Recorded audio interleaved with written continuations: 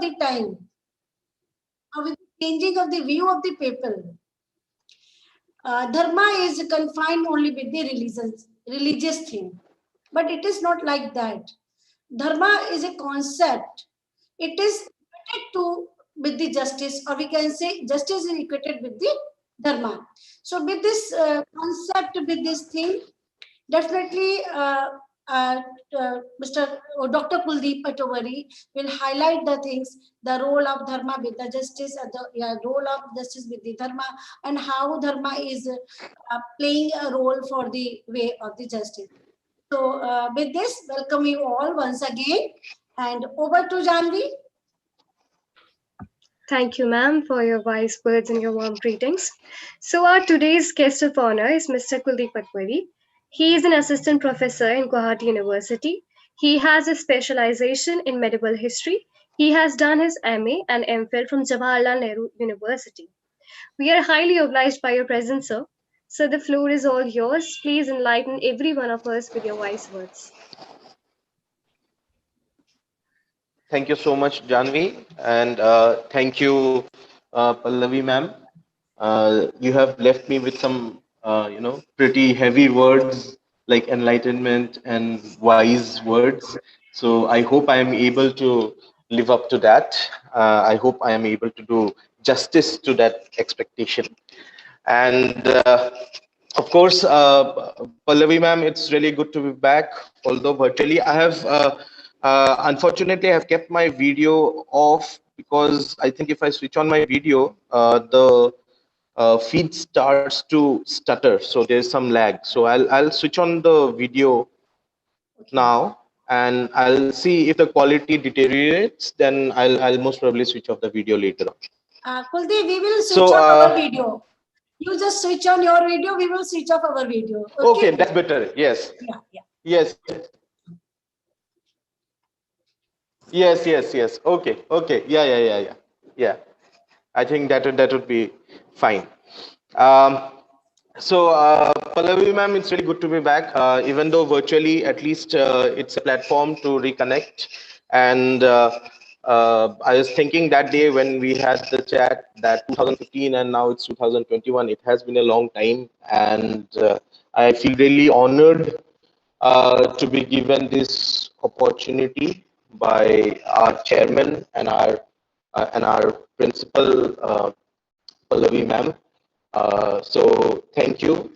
And the topic, of course, has been very well introduced by Pallavi ma'am, that this idea or concept of what is dharma or dharma and what is justice in some way has very ancient roots in the context of India, and at many times these were not two different concepts. These were at many places intertwining. They were integral and integrated with each other. So with that, I'll like to start in a reverse manner. The talk is titled Dharma and the concept of and the changing concept of justice. So I'd like to pick up from the later part. Let's talk about justice first.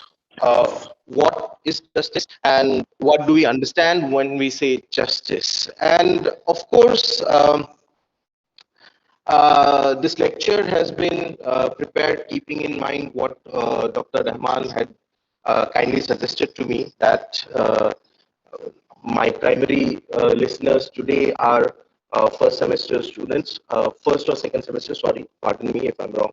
So first year, basically first year students, and it's a part of the syllabus. So this was a part of the syllabus when I was teaching back at GIMS in 2015. So I'm kind of familiar with what kind of interaction or discussion is required. So nonetheless, having said that, I'd like to start from the back. So let's talk about justice. What do we mean when we say justice? What are its etymology? What constitutes justice? Right. So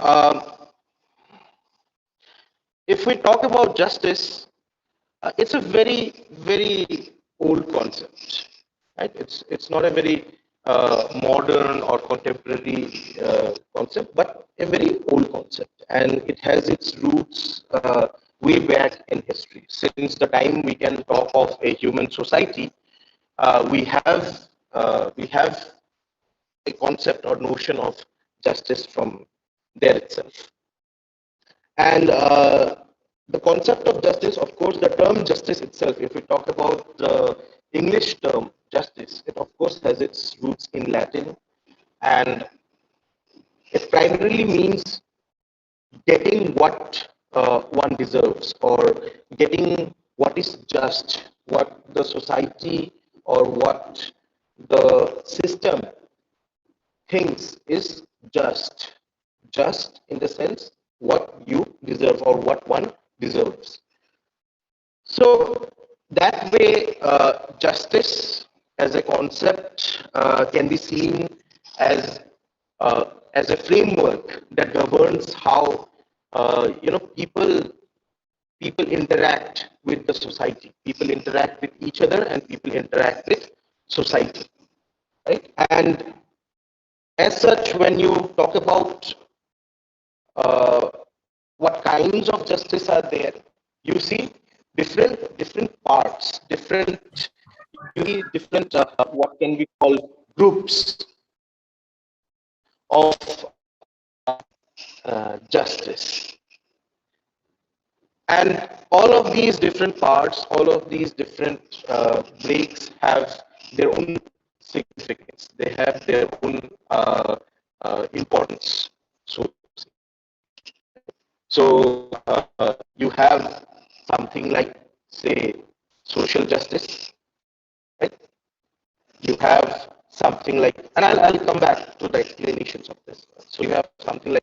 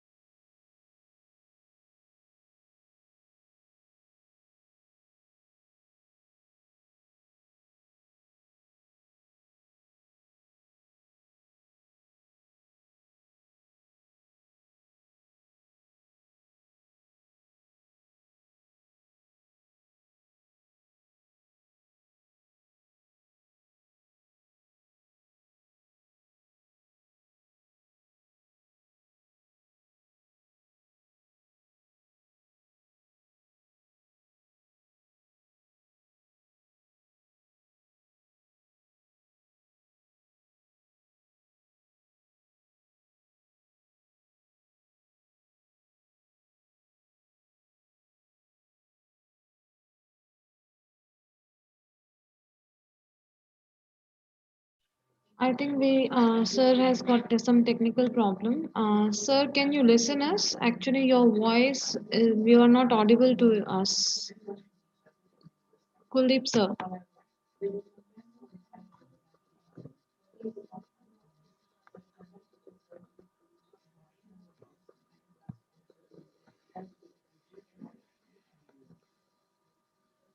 Kuldeep, sir, am I audible to you?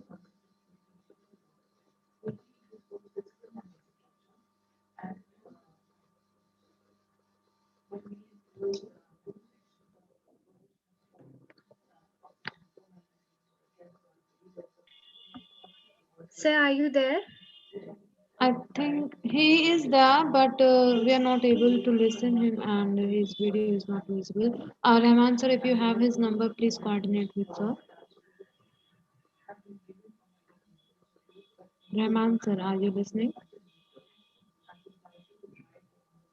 Rahman, sir, are you there?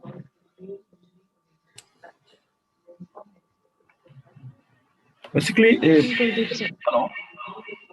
Yes, sir. Hanji Rahman, sir, can you I'm please back. coordinate with Sorry, Kuldeep, there. sir? He's back. He's back. Oh, okay, yes. So please carry on, Kuldeep, sir.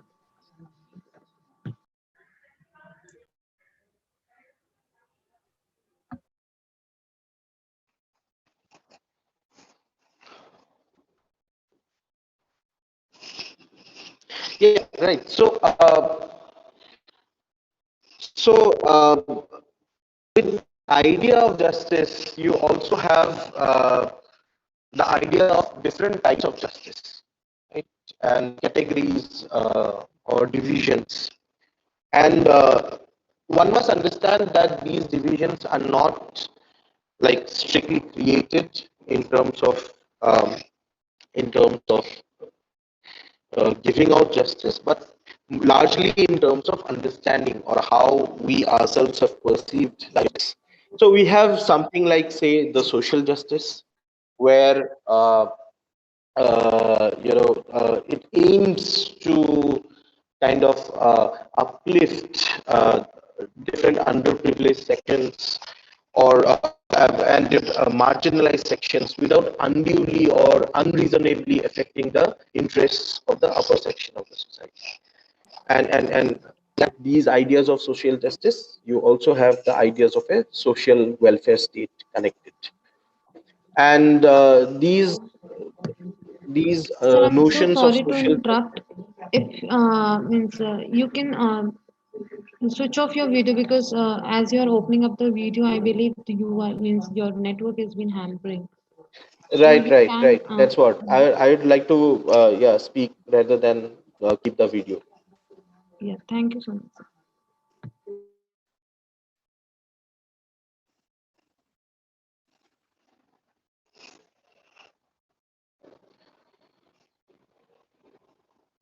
Right. So you also have so within social justice you have different notions such as non-discrimination on the grounds of religion, race, sex, caste, etc., or ownership or control or operation of economic system, etc., etc. So you also have something like, say, economic justice, that all citizens in one way or other should get adequate opportunities to earn their livelihood and and get equal pay for equal work, and which basically helps them in fulfilling basic needs.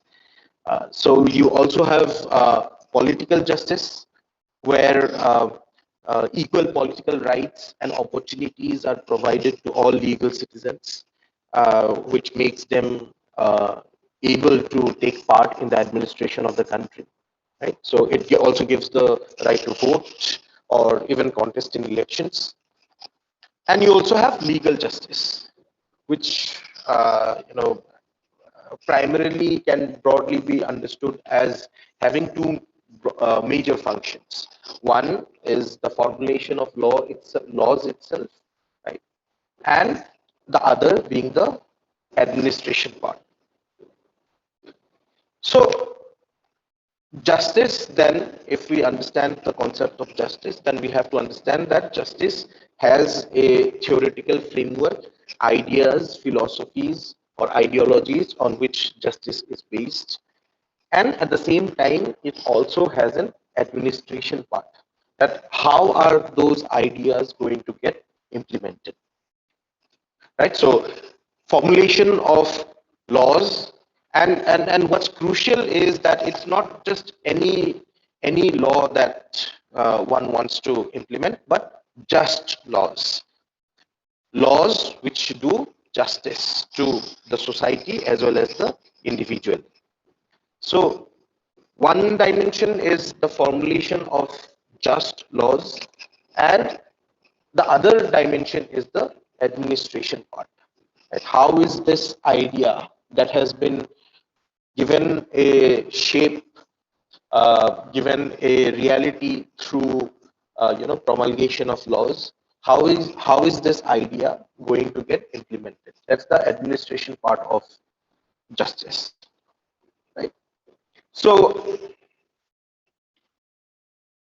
this administration of justice, of course, at its base has laid down laws. Right? It's on the basis of laid down laws in different forms, either normative or textual,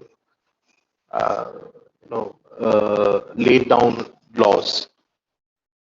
So you have uh, that kind of an idea given shape through judicial administration, through administration of justice. And this administration of law, this structure through which laws were implemented, through which laws were executed, and through which, in general, justice was administered, is broadly understood as justice. That one needs to get justice, or one has got justice. And of course, then there are classifications within that. You have civil laws, you have criminal laws, etc. Right? But what one needs to understand is that at the core, at the base, is law. That on the basis of some form of law, justice is getting administered. These laws could be written, like in most modern democracies and countries. Laws are codified, written. They can also be normative in the sense that they constitute unwritten rules, but largely followed. Largely, it is the norm. So it can also be norms. It can also be normative, and this is also a very murky or very shady area where there are lots of interpretations that can go in many different ways. And as law students, you will definitely understand the importance of the right interpretation of law. So, of course, when it's normative or when it's oral, law itself becomes very, open to interpretations. It becomes very murky. It becomes very muddy, which is not the case if we talk about, say, written or codified forms of law. Now, these ideas, these concepts, this justice, what one also needs to understand is, if we talk about the term itself, just, or if we talk about the term justice, what we need to understand is that it's a non-Indian word, and words are very powerful that way, and they help us understand, even if we do not, or we are not familiar with the entire range of ideas or concepts or whatever that is associated with a word. If it's a word that is organic and local to a region or to a country, people can in some way or form identify with that word. And when a word is alien in some form, then it becomes difficult for people to identify. It's not impossible. People eventually end up identifying, but the process becomes difficult. Now, what we have primarily tried to understand is that what exactly does justice mean, and what exactly is the concept of justice. Because to understand the changing concept of justice, which means that the concept or the understanding of justice itself kept changing, we have to primarily first understand what justice itself means. And of course, we have seen what justice means, and different types of dimensions that justice has, and how justice is administered. So it has a form, a structure, an organization to take care of it. And the basis of this justice is usually law. Now, coming to the first half of the title, Dharma or Dharma, right? The moment we say Dharma, we have a certain understanding of the term itself. And we have to understand the core idea behind Dharma to understand how it links up with the idea of justice or the concept of justice. Now, Dharma in today's lingo, or in today's linguistic prevalence, it primarily means religion. तुम्हारा धर्म क्या है? What is your religion? And religion is largely understood in terms of Hindu or Islam or Hinduism or Islam or Christianity, Jainism, Buddhism, etc., etc. But if we go back in time, if we go back to our uh, ancient texts, we see that dharma had a much broader connotation. It had a much broader ambit, and it encapsulated it had under its influence a lot of things, and not just religion. So, if we talk about the earliest instances of where we find the term dharma, it would of course be the Rigveda. It was transmitted down orally for many centuries before it was eventually written down. So Rigveda, before being written down, had a long period of oral history. Nonetheless, textually, in written form, we have the term or the word dharma appearing many a times. And this is one of the earliest reference that you get. Dharman. It could mean a lot of things. It could mean something established, something firm, strong. It could also mean someone who sustains or supports. Right? By the time you come to Atharva Veda, which was composed slightly after the Rig Veda, the term becomes dharma, not dharman, but dharma. And in Prakrit, which was the spoken language, Sanskrit was the written language, Prakrit was the spoken language, and in Prakrit the term was Dhamma or Dhamma. Right? So, and this has its own significance because one of the earliest examples of king using extensive rules and regulations to govern the socio-cultural and religious life of his subject population was Ashoka. A number of his rock edicts were found where he had given different rules to be followed, what kind of rituals were to be followed, what kind of practices were to be done, what should be the social etiquette, what should be the of different kinds of officials, etc., etc. And this is understood as Ashoka's policy of Dhamma. Dhamma, the Sanskrit term dharma. Right? So as early as that, we have textual or inscriptional evidence of written down laws. And it's not only the Vedas or Ashoka's edicts.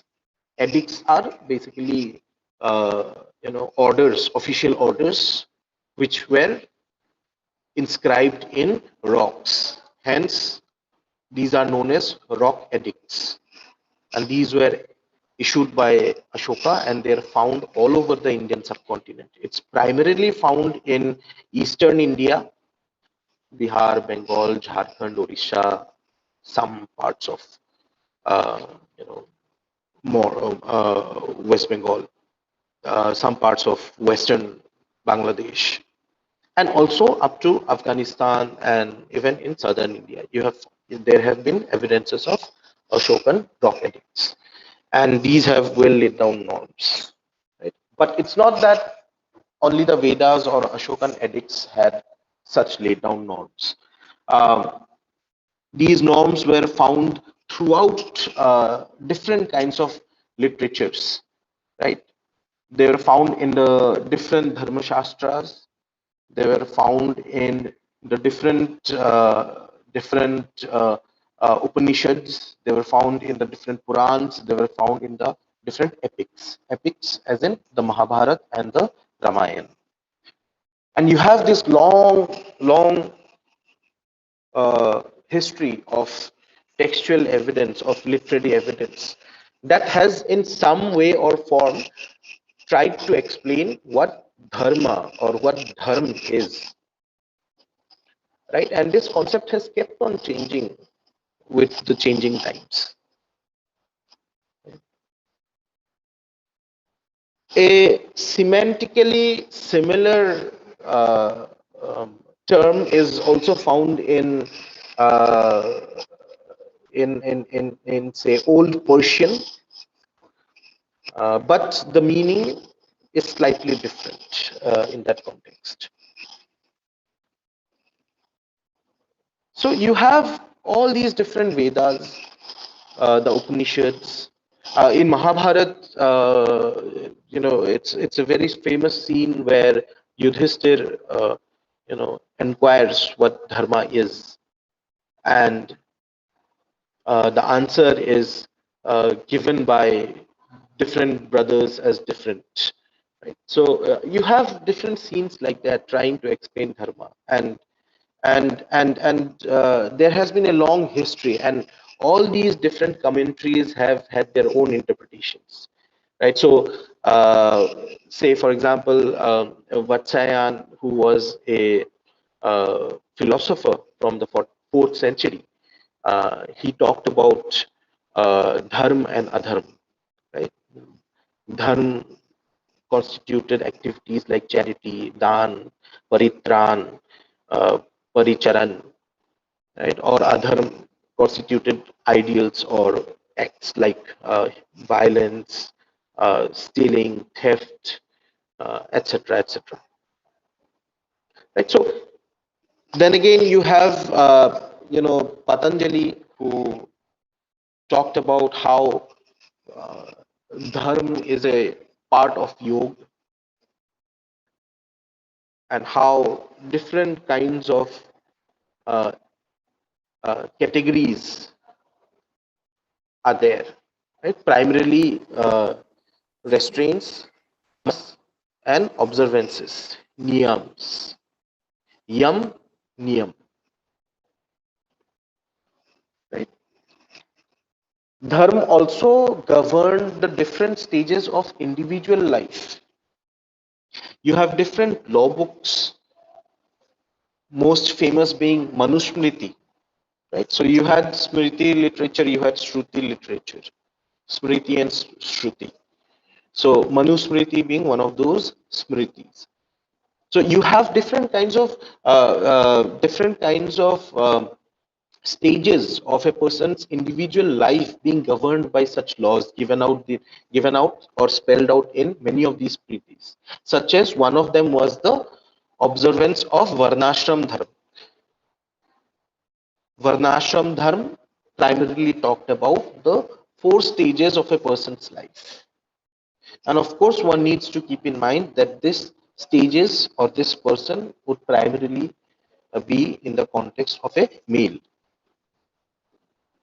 right? So the 4 ashramas or the 4 stages would be: first the brahmacharya, the second is the grihast, the third is vanprasth, and fourth is sannyas.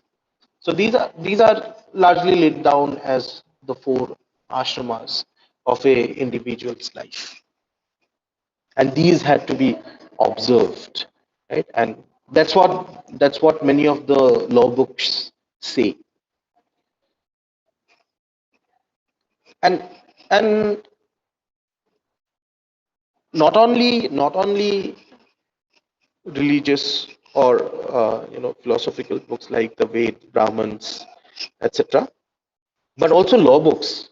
Many of the Dharma Shastras talk about uh, Dharma.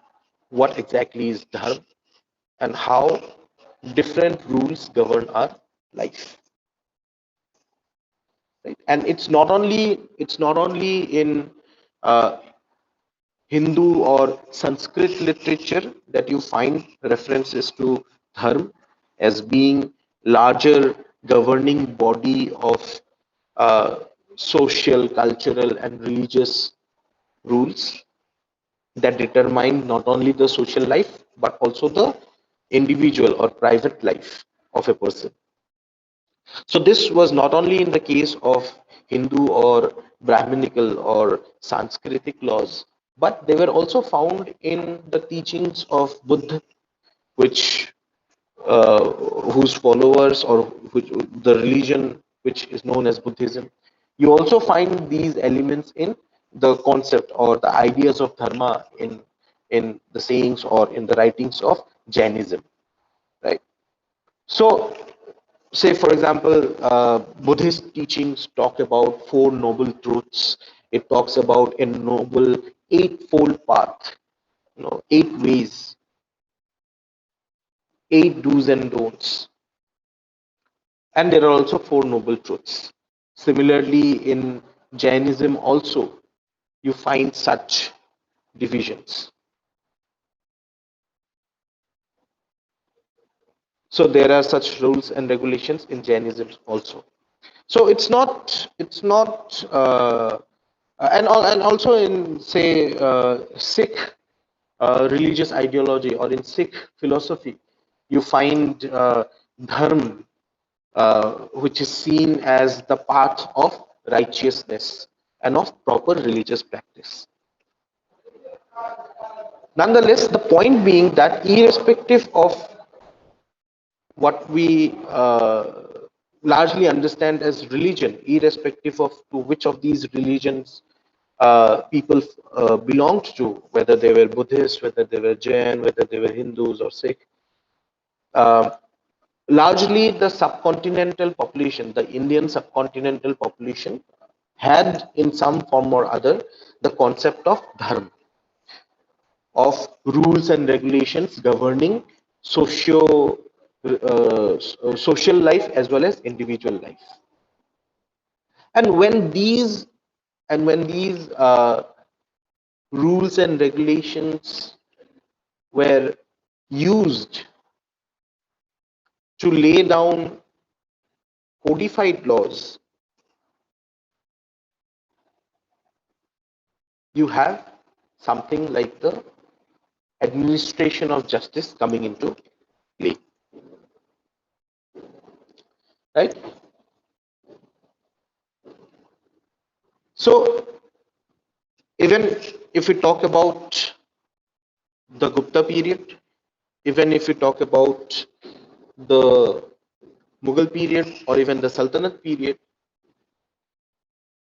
we have seen justice being meted out in the form of laws. In the medieval period, of course, because of uh, the religious inclination of the ruling polity, the sultans or the Mughal badshahs who were largely Muslim. So you had the Islamic laws also coming into play in the Indian subcontinent.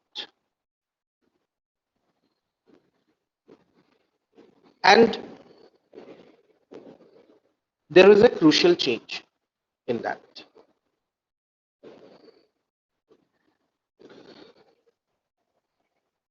Islam, by its very nature, is a codified religion. It is a religion of the book. There is a holy book, and followers follow the sayings of that holy book.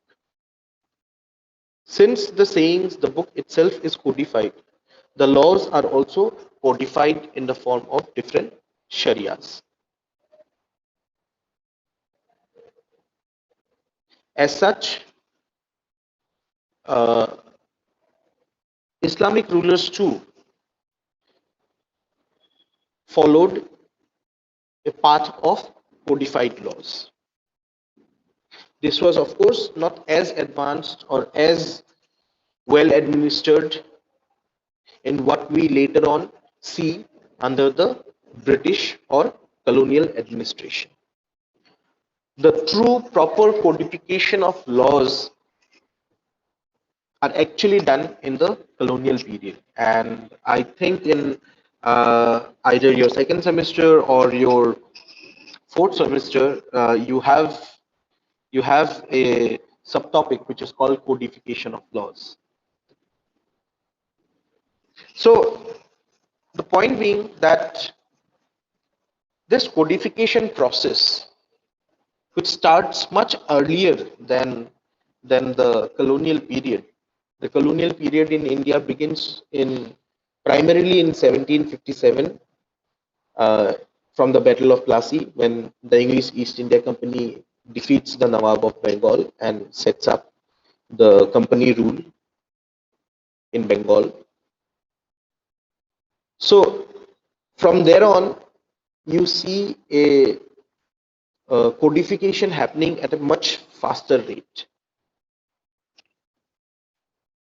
So this change in how administration of justice itself was done had a profound impact on how people themselves understood the term dharma.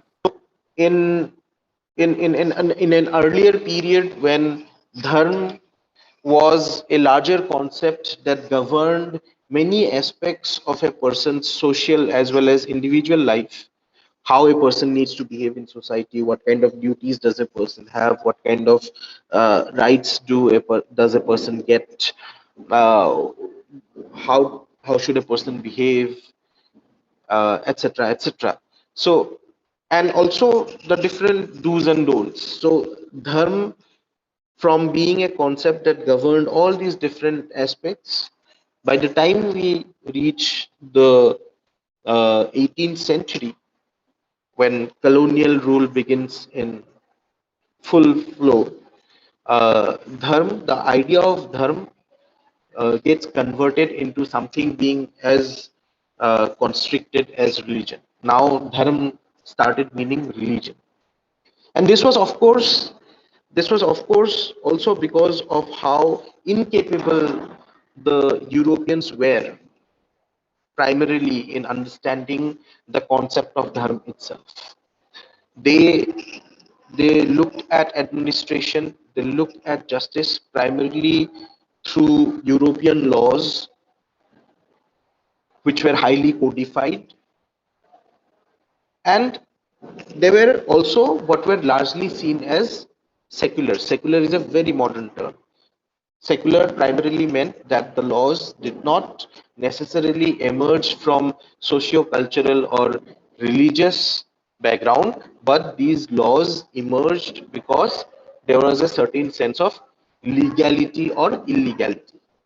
So a secular idea of laws in opposition to a socio-cultural or religious idea of laws. So the Western model was primarily based on such secular laws, and this was also a very new concept कीजिएगा ना, in हो the जाएगी, West आप photo itself. Click कीजिए. आपका आ जाएगा ना? हाँ, अभी सबका आ जाएगा.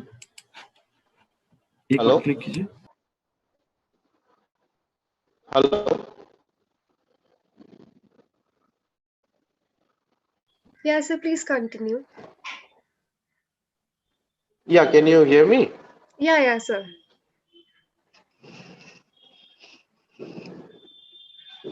Yeah. So yeah, so the codification process itself, or the colonial process itself, had a big role in playing in or in diminishing the role or the understanding of dharma itself. So this whole idea of how justice keeps changing, how the concept of justice, because what is considered just or what is considered right at one time in history may not be considered right at a different time in history. So, with changes in time, with changes in socio-cultural behavior, the idea of justice also has kept changing. And this is primarily European context. In the Indian context too, the counterpart we see is how dharma, or how uh, how a person should follow dharma. Right? What constitutes dharma of a person? What is a person supposed to do? And these do's and don'ts are not only religious, but they are also socio-cultural in nature. So that way, uh, when we see it as a clash of ideas, right? So if we see dharma as an idea or as a concept, and justice as an idea or a concept, we see that the kind of flexibility, the kind of dynamism that is expected from justice, that is to change with times, to keep up with times. We have seen that the whole idea of dharma, or in the Buddhist or Prakrit context, dhamma, has also kept changing in Indian philosophy and in Indian way of life. They did not necessarily be written or laid down, but their normative value was high enough to sustain a way of living. And with that, I'd like to conclude my lecture for today. Thank you.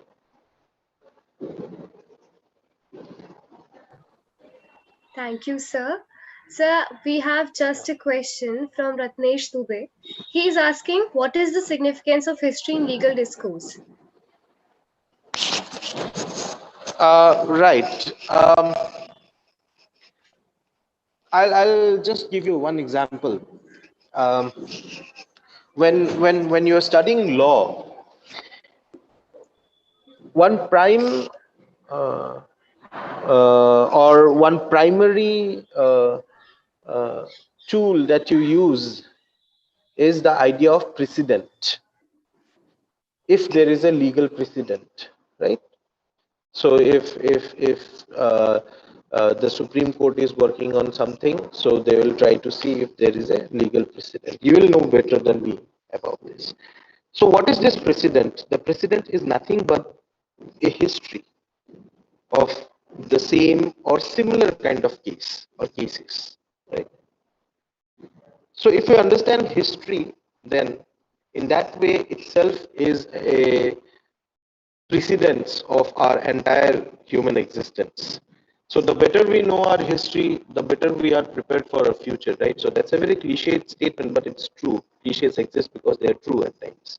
So we should know what our past was, because either which should be, as good as our past was, or we should try to be better than what our past was, depending on what past we had, right? So I think that's why uh, knowing history, or studying history in a way, gives lawyers and a skill to imbibe in their daily life, and in their career, how to go back in time and look for precedents. I hope that answers my. Thank you, sir.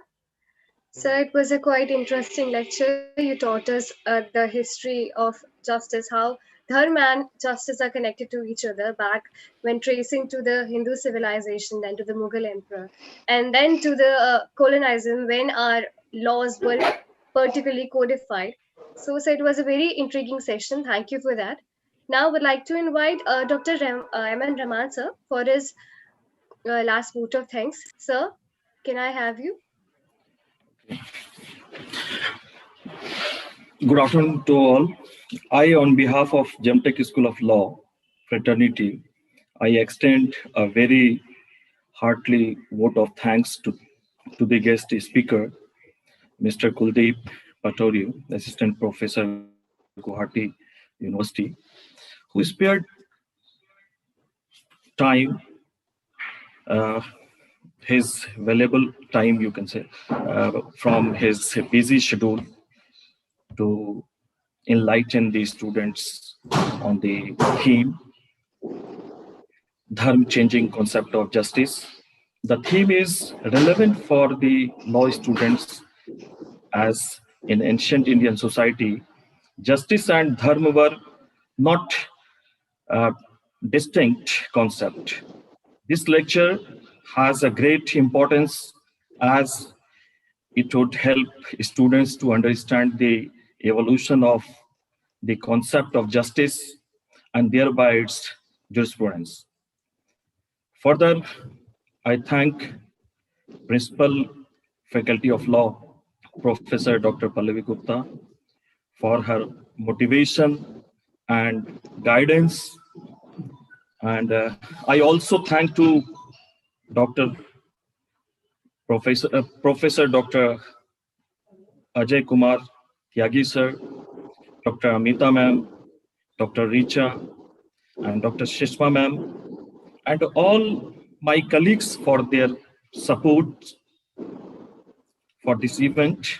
And last but not least, I thank all students of BA LLB first semester for being a patient listener, and my best wishes are with you. Thank you. Thank you. Thank you so much, sir.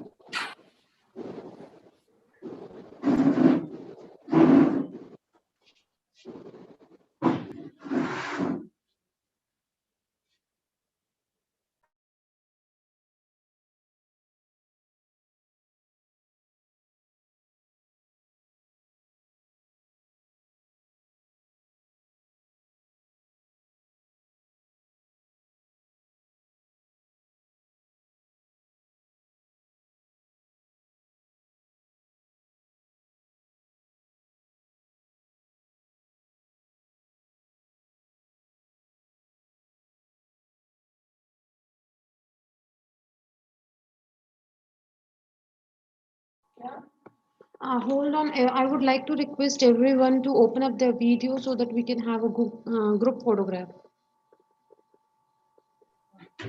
Okay, so please wait, everyone. Don't leave, and please open your video cameras.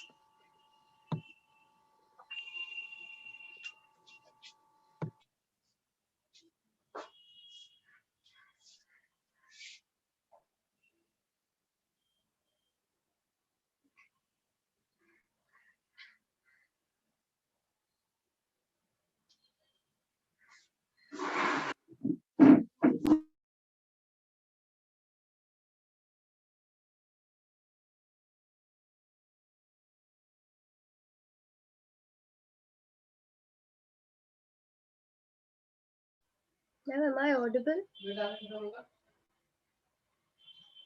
Yes, you are audible, Janvi. I request all the students to open up their camera, please.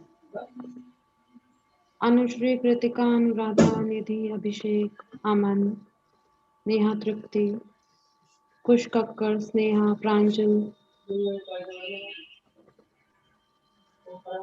Sahil.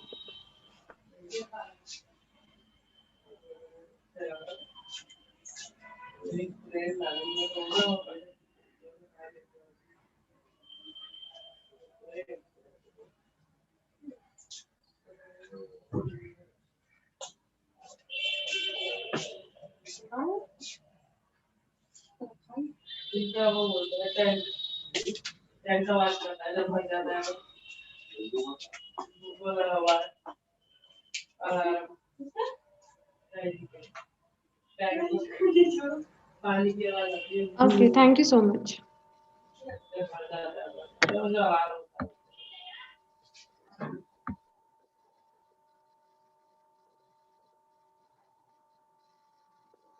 Now you all can do.